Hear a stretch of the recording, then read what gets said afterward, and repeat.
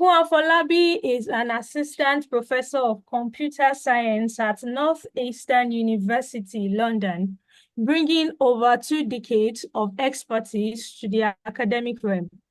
Prior to her tenure at Northeastern University, London, she held a senior lecturer position at Covenant University, where her illustrious career spanned over 14 years, focusing on teaching and research in computer science. At the forefront of her research interest lies a passion for utilizing text analytics, network analytics, and data analytics to tackle pressing business issues, particularly within the dynamic realm of retail e-commerce. Ibukun's recent publication, Data Science and Analytics for SMEs, stands as a testament to our commitment to empowering small businesses with the tools and techniques necessary for success in today's data-driven landscape. Drawing for extensive academic background and professional acumen, Ibukun has taught a diverse array of courses ranging from introductory computer science to advanced data mining and warehousing. At Northeastern University, London, she continues to inspire and educate future generations of data-driven leaders with a particular focus on courses such as database management systems and data-driven analytics. So welcome with me, Dr. Ibukun Afolabi, as she takes us through our journey in tech. A round of applause for our speaker, please. I'm not Thank you seeing very much. All right, thank you, ma. Welcome, ma. Thank you very much. Please, can I share my screen? Absolutely. Okay.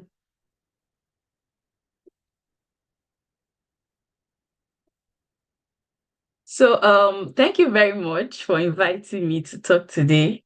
I see it as a privilege. It's awesome. I've been part of the previous speaker, the presentation, and personally, I've learned a lot as she was teaching. And also, as she was just teaching, I was just like, yes, yeah, that worked for me. That worked for me. So it was really impactful. I just want to say a big thank you to Iola Oyefeso. That was loaded. Thank you very much. Also, uh I would like this presentation to be a little bit interactive. I know that I have just 30 minutes and I plan to maximize it. So I want you to type where you're joining from. So I have an idea of the audience I'm speaking to, and also uh mom of two, mom of three, or mommy in the making. So just put it in the chat and let's me just have like that kind of feedback. So you can just say like Nigeria, mom of three, something like that. So please let's have that in the chat. Thank you very much.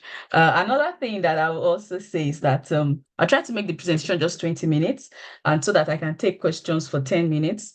And so if you have any question, even as thank you very much. Okay, I'm seeing a lot of mom of four. Wow, thank you very much. So please, more. Let's have Nigeria mom of four, mom of four.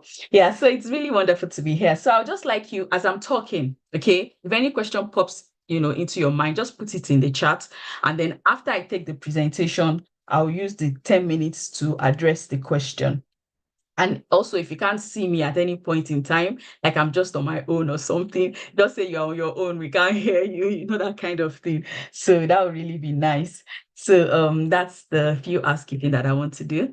So thank you very much for all the people that responded. Mommy in the making. We don't have a lot of mommy in the making. Okay, yeah. I've seen one mommy in the making. Awesome. So it's great to be here. Thank you very much for the chat. So I think the first speaker has said a lot. That's just the truth. And I could literally just like take what she has said as a manual, and just even, continue to use it even for my own experience. So I'll just like kind of add to it, and particularly using a kind of let me say practical experience, people's experiences, just to talk to us this morning. So bridging path for women in tech. First of all, as a form of introduction, uh, this chat kind of introduces myself, just like it has been said there. But as I do that introduction, I'll just be dropping like the lessons that I've learned from my journey so far in the data science career. So of course I had my BSc in engineering physics and sharply took a turn for computer science. And the lesson there, okay, for that time, okay, so the years beside that you are looking at to just gives an idea of like let me say yeah. So sorry. So the years just gives like an idea of the period of which that's transition or that event happened in my life. So what I can say I learned from changing from engineering physics to computer science for masters is that you should follow your passion. Okay, whatever you're doing, follow your passion. Then also during my PhD, the lesson that I learned is that also make sure that before you do a PhD, check the portfolio of your supervisor. Okay, I'm still going to come back to data science, but I'm just trying to give you my own journey so far, and then I'll talk about different kinds of approach to data science too. So check the portfolio of your supervisor so that you know if he's capable to do the job or not. Yes. And also around 2012, like marriage came into the picture, and I currently have 2 kids. And like we have just said, kids changes the dynamics of things. And you know, especially when for me, children, they're like my first priority. Forget it. I can be like the world's the greatest data scientist, I mean, and your kids are struggling. You can't be happy. And I can't really think I would say that you are successful. So, you have to like succeed in that department too. And also, along the way, I've been mentoring students, MSc, BSc, and even PhD. And so the lesson there is that you should try and invest in the life of others. It's coming back to you. I can't begin to give examples of my students. Some of the students I'm going to be giving you, like using as an example today, there are some of my students that I've invested in and they've come back to bless me in return. So, and also, just like it was said, I've been lecturing and I'm currently lecturing in a university here in the UK.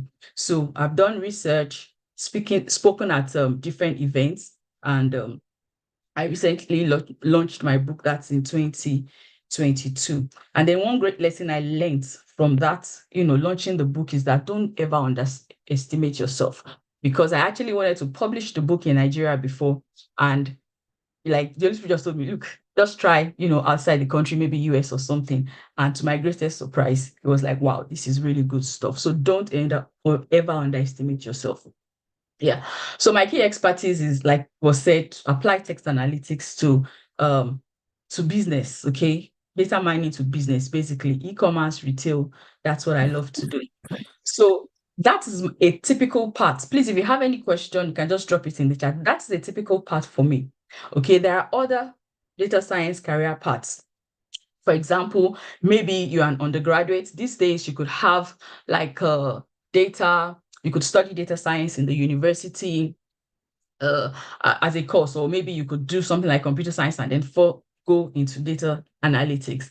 Or maybe you are just a graduate. This is very popular, and some of the examples I'll be talking about, they're actually drawn from this. So people now go and do data science masters, and then they get a job in data science, and so on and so forth. And then you could be a professional already, maybe in another field, and you are looking into the data science field.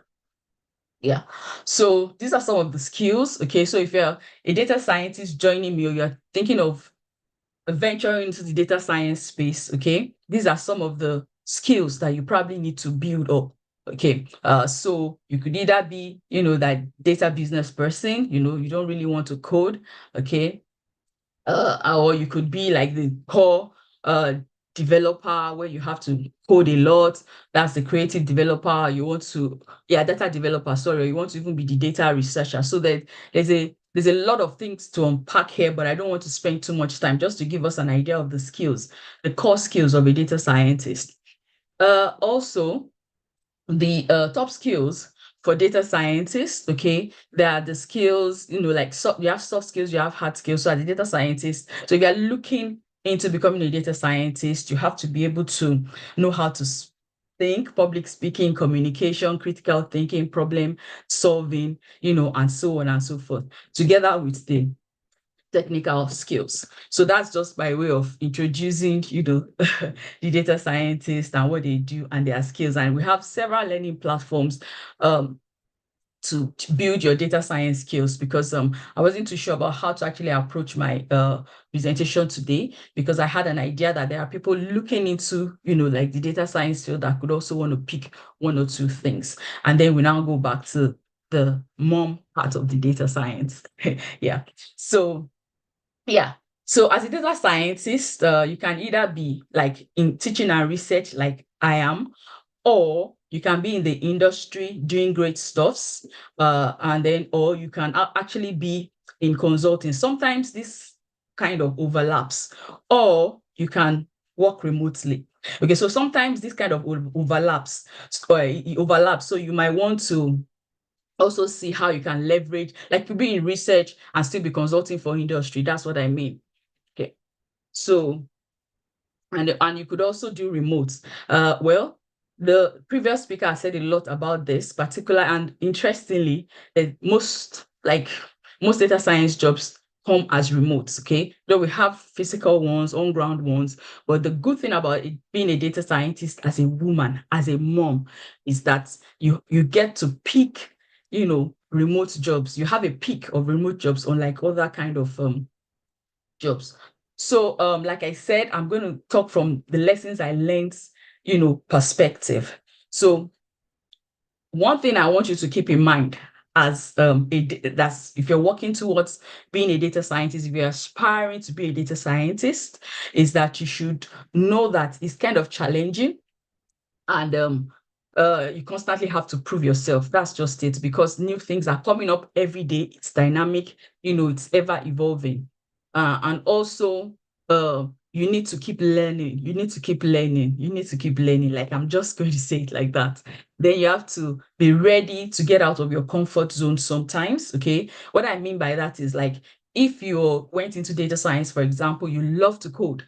That's why you went into data science. So you want to be a machine learning engineer. Sometimes you might need to do presentations. That might not be your comfort zone, but you have to do it.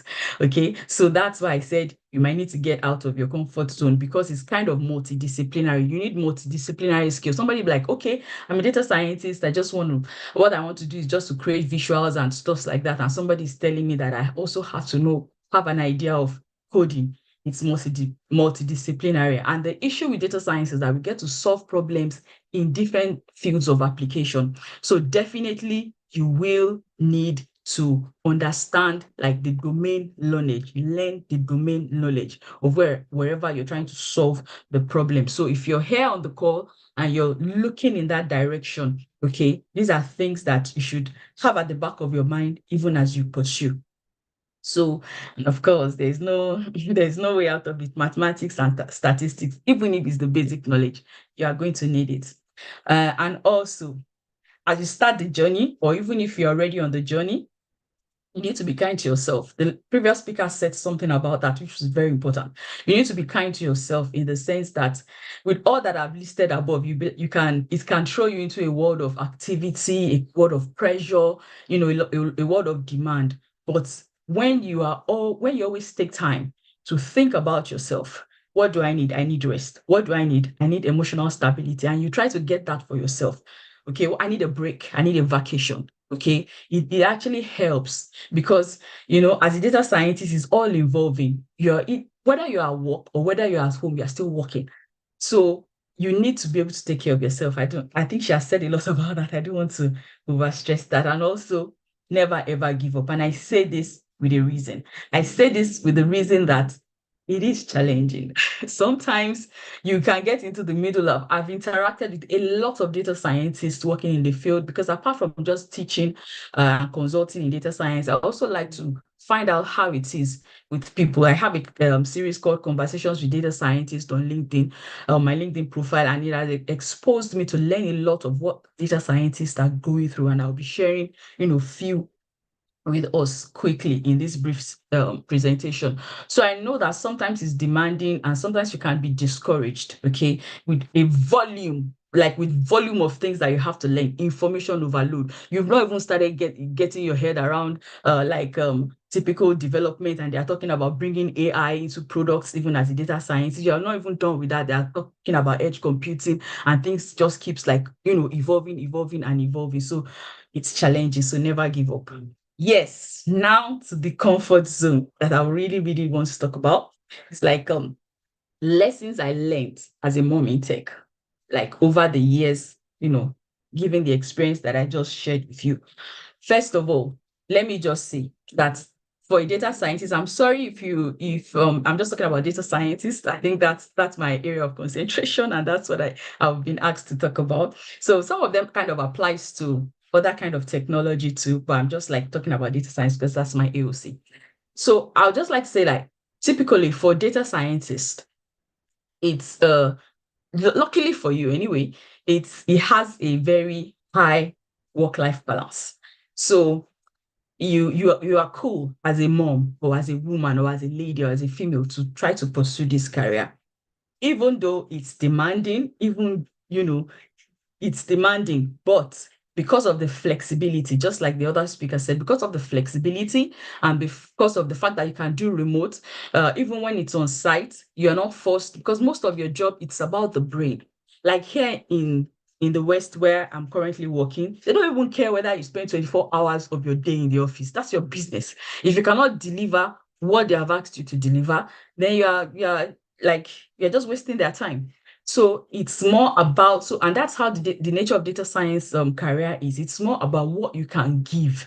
So sometimes, even though it's flexible, you might find yourself working through the night, but at least you're at home. Okay. But please let us apply the principles that they taught us in the first session to be able to balance things. But it has a good work-life balance, actually. And this is from surveys, research, and statistics. Yeah. So the lessons that I've learned, okay, first of all, as a mom, okay, working in tech, particularly in the field of data science, is demanding, just like I said, but you need to be able to balance it, okay? Balance things, multitask and multi-process, okay? That has worked for me a lot. So that's why I said, as she was just talking in the first session, I was just like, wow, this is good, thumbs up. Because I've realized that sometimes I would have to be cooking, making my daughter's hair, imagine. As a data scientist, I still make my daughter's hair because for now I can't afford to take my daughter out to go and make her hair in London. It's very expensive. So I'll be making the hair, I'll put clothes in the washing machine, and I'm still trying to see how, maybe on the TV, I can just be scrolling maybe a part of a kind of training that I've always loved, to take, and I don't have time. I'll just be scrolling it on the TV, and then things are that way you are able to leverage time. So even if I now have time on my hands along the way in the day, I can now use it to like relax. Okay. So you need to be able to multi-process. So I have about just 3 minutes to go. So always make short and long-term plans. She said something about also in that first session. So we can always go back and check it. I don't want to spend time on that. So it's healthy to make career sacrifices. That is just the truth. I'm not going to sit down and tell you that everything is going to be rosy. Sometimes you might need to like stop your because you need to pay attention to these children. God has given them to you as a gift, and it's very important how you manage their destiny. So you cannot keep like coding all through the night and your children needs attention and things are just falling apart. So sometimes, to be honest, you might want to go on a trip, on a conference trip or something that will develop your career, and you're like, look, I can't do that now because I need to pay attention to my children. So you might need to make career sacrifices. And then you also, this is the part that has to do with the male counterpart, because it's kind of, in tech generally, it's kind of like a male-dominated field. So there's a lot of macho ego stuff showing. The moment you show up on the screen as a lady, you have to extra prove yourself because they're like, hey, what does this one know? And as it is in Nigeria, I worked in Nigeria for 17 years. I just moved to the UK. It's not up to 2 years. As it is in Nigeria, it's even It's like that here. So it's like the same everywhere. So you have to have a robust emotional intelligence that they were always going to like second guess you. So you have to like prepare for it and be like, well, I don't care what you have to say. Excellence will set me apart. And then you do your job with excellence and you are good to go. So pick your battles. You can't fight all the battles. What is important to you? Prioritize. Okay, I need to be able to, at this stage of my life, I need to be able to focus on my children and make sure that maybe they are in the tender ages and all that. Okay, I'll have more time for them. I'll probably have to stop working now, or I'll have to pick a remote job or a flexible job that pays less just because of these children. And after they've gotten to a certain stage, then I can start, jumping up and down the place and doing whatever I want to do in my career and stuff. So pick your battles. It's very important for us to know that your children have to succeed and their destiny is very, very, very important. So I learned a lot of lessons from young female, you know, data scientists, like in the industry, like from Chigo, she talked about interviews, that when you're going for interviews, make sure that, okay, that you learn from every interview, always ask for feedback. From Chidera, these are some of my project students when I was in school. Now they are big girls, in the data science field. So from Chidera, she said, these days, and that's one thing I said about data science, ever evolving and dynamic. These days, people come with solutions. So she's actually in the field of data science she's in the industry that has to do with consulting. So people come with solutions asking for their solutions to talk to them, okay, like AI in every solution. Like, how do you do that? I'm a data scientist, for God's sake. But like I said, she can't go and tell her boss that I don't know anything about that. She has to keep learning and she has to keep, adding to whatever she has just to be able to deliver. And then also, Shion talked about something very important in my conversation with her. She said, look, make sure that whatever you do, whether you are going towards a successful data science career, make sure that you put your own interest at heart. What do you love? Always do what you love. You're going to spend the rest of your life doing this career for God's sake. So you might as well be in something that you love. So if you're doing your data science, make sure it's applied to the field you love. If you love medicine, apply to medicine, and then use that to trace your career path. Yes, I learned another lesson from a mom. Okay, she's a mom of three. She's a research, data scientist, in one of these companies, one very important company here in the UK. And I just asked her a question. I just posed the question to her yesterday, and I said, okay, can you tell us one or two things about what has made you successful? Because for her, she does it all. I don't know how she does it, but she does it all. She works in the industry. She works as a researcher, and a company also does some consulting. And she's a mom of three, and her children are good. At least she can boast of them. They can be boast of. So you can boast about them. Sorry. And so I'm like, okay, so how do you even manage all these things together? And she was like, first of all, you need to be spiritual, like you need God. And then two, you need to pick a flexible job. And then you need to be able to multitask. So these things like keep coming up over and over again. Yeah. So finally, I'd just like to briefly talk about positioning for global relevance, as like somebody that is in tech or somebody that is is in a data science related career or looking towards it. Internet is the leverage. Okay, with AI, you can actually conquer the world.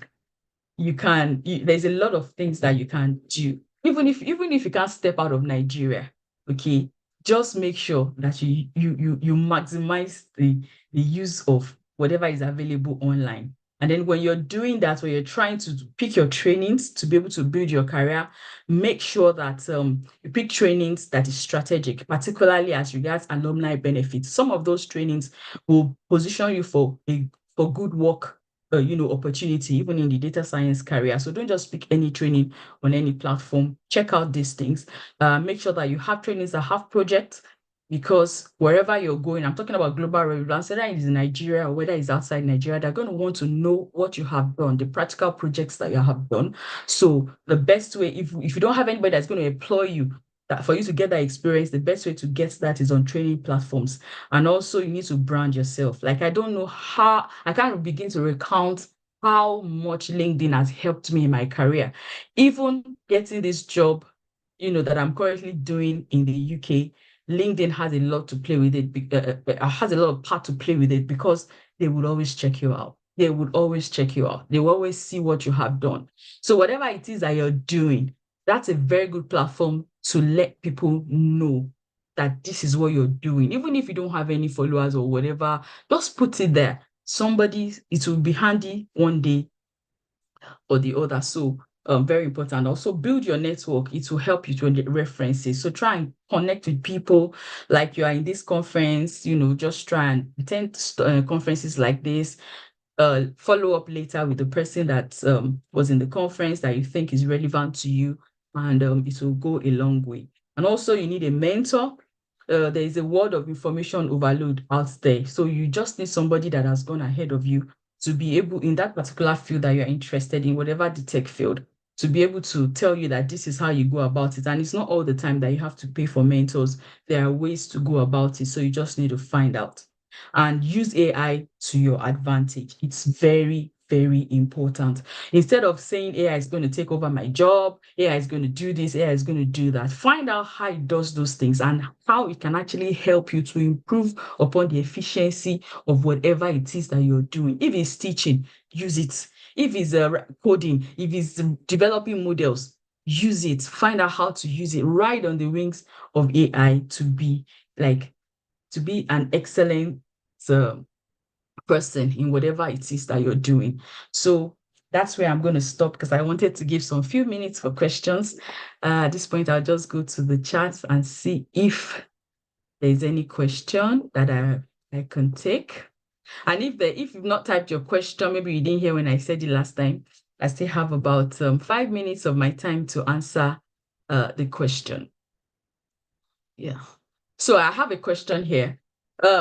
Considering data science is broad, how do I know which of the data science field I should go into and what career path would I be working towards? Fantastic question. So you are very, very apt. Your question is very, very apt. So it's broad. And that's why I said the very first point to start from is your interest. Because, for example, if I don't like biology, even if I learn the modeling skills, I learned all the algorithms, I learned the techniques, of doing the data science jargons, and I start applying it in biology, I won't have that quest, that zest to keep, pushing for the best and pushing for the best. So first of all, what's your comfort zone? Like me, I like business and I like making a lot of money, okay, from business. So, and I'm not even the kind of person that knows how to market. So I just said, okay, how can I use data science skills to market businesses? And that's what led me into, all these business analytics that I do, in the business domain. So that's where you should start from. So when you have settled that, then you can now start going to platforms that can help you to build the skills in that direction. And that's why I also said you kind of need a mentor, because they can easily recommend, like some courses that will help you. They've gone through it before. For some of my students that are now, in the US, working in big, companies and tech companies like that, most of them, that's what I did for them. Because I've gone through it before, so I'll just tell them, instead of them just going to Coursera and then just picking any random course and paying a lot of money, I'm telling you, do this course. Even if you don't have money, try and look for money and pay and do this course, because I know that it will give them that project experience. And some of them, they used it to pitch, for these jobs that they are doing right now. So that's one of the ways to go about it. Let me see if I have any other question. Okay, food for thought. Yeah, okay. So that's just like you need to be flexible, you need to multitask. Okay, I have another question here that says, what is the difference between data analysis and data science? Okay, to be truthful to you, or to be honest with you, sometimes these terms they just kind of overlap. They just use them, interchangeably.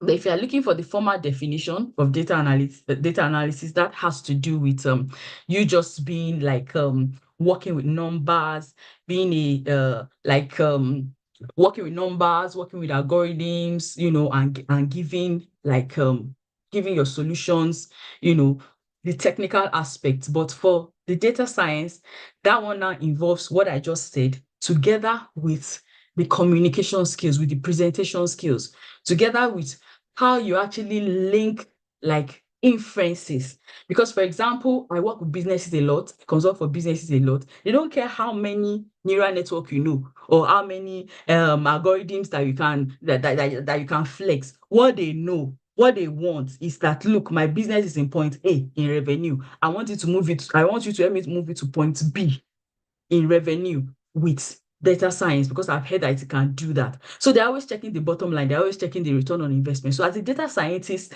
you have the responsibility for the big picture, okay, and how you're going to get the result they want from the whole stuff. So sometimes, even as data scientists, you might even employ a data analyst to be able to help you do the dirty work.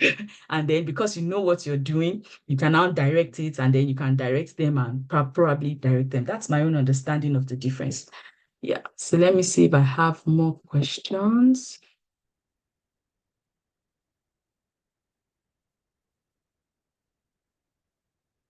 Okay. So, okay, somebody says, I think the aspect of mentorship is important. It's somehow impossible to get a mentor that can push you, and it's somehow impossible. Okay, no, it's not impossible. Let me just react to that. It's not that it's impossible, but it depends on how you approach these mentors. Okay, so you are busy. I've had people approach me like to mentor them, because one of my joy is to be able to help aspiring data scientists to navigate. But I don't have enough time. So, but the fact that you approach me, I have the eagerness to do it.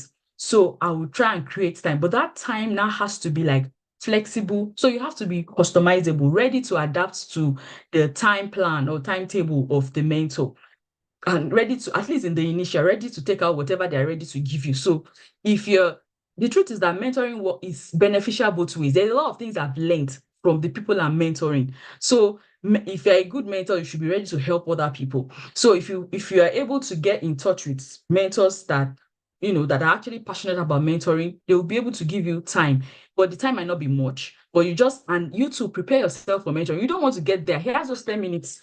Yes, he has just 10 minutes to give you. You don't want to get there and start blabbing. Go straight to the point.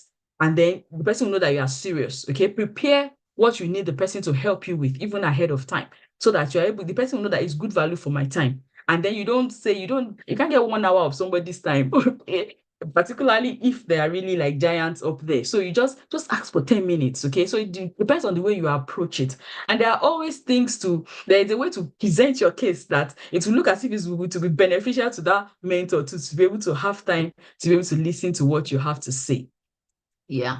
So yeah, I think that's most of the questions, and I think my time is kind of up. So any other thing I needed to react to?